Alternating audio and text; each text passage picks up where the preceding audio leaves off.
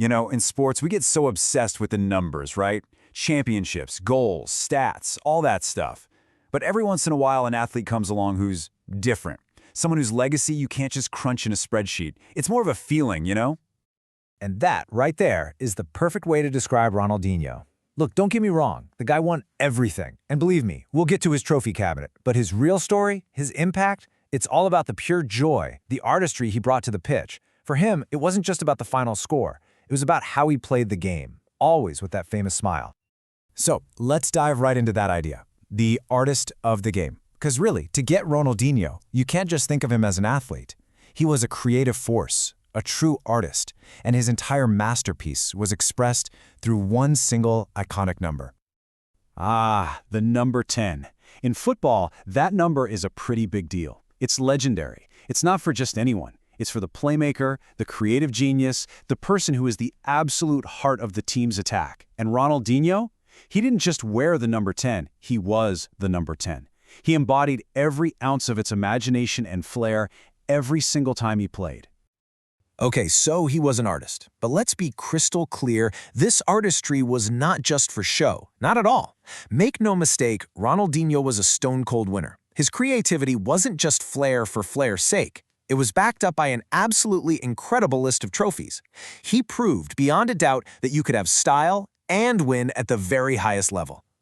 And man, just look at this timeline. It shows you just how fast he rose to the top. He kicks things off professionally in '98 back home in Brazil. Just 4 years later, boom, he's a World Cup champion.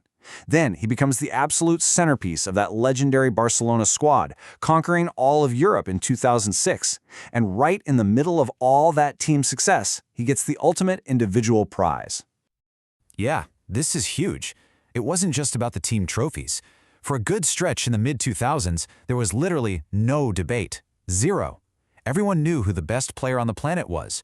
He snagged back-to-back FIFA World Player of the Year awards in '04 and '05, and then topped it all off with the super prestigious Ballon d'Or.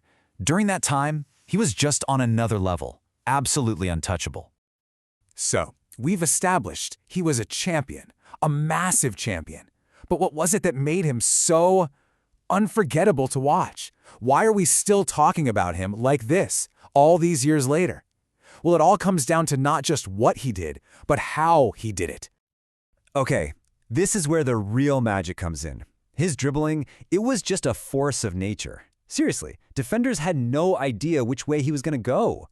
The flair he played with, it was straight out of a video game. It didn't seem real sometimes. And don't even get me started on his free kicks. Total works of art, bending the ball around walls like it was nothing. It was just pure, unfiltered creativity every single time the ball was at his feet. And here's the thing that really ties it all together.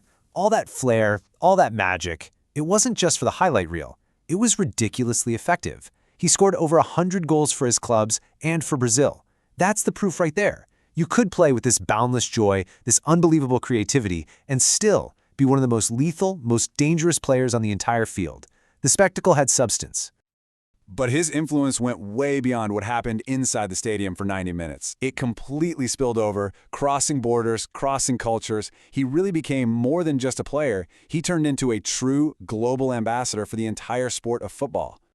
And you want to know the reason why? It's so simple but so powerful. His smile. Think about it.